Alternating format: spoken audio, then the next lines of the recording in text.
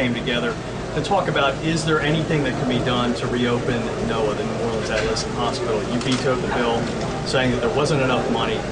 Is there any wiggle room at all? Is there any way that we can massage this one more year?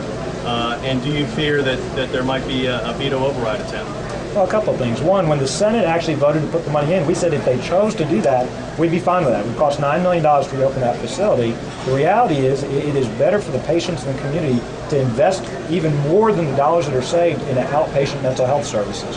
Unfortunately, the legislation that hit my desk would have resulted in reductions in both inpatient and outpatient services, would have been worse than what's happening today for the community, for our patients. And so the reason we vetoed it was there wasn't sufficient funding. Wouldn't have been enough funding for the inpatient services, wouldn't have been enough funding for the outpatient services. I think DHH's plan to provide additional outpatient services while guaranteeing sufficient inpatient services is actually a better move forward. Clinical experts across the country are advocating more of an emphasis on outpatient services. We've been underserved in this part of the state, in particular on the outpatient side.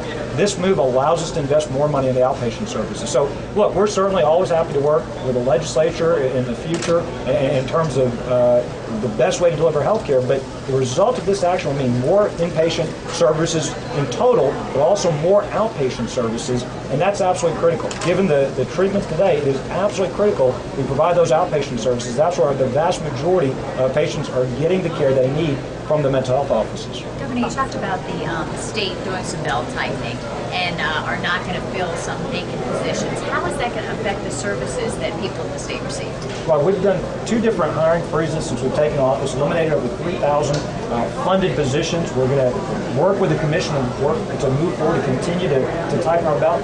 Our priority is to try to do more with less by being more efficient. Let me give you 2 examples in specific. In Baton Rouge, we have 2 state-operated schools on separate campuses where they weren't using the entire campus. By putting them on one campus, 2 separate schools on one campus, we'll actually be able to save a substantial amount of money, millions of dollars, while still offering high-quality educational services.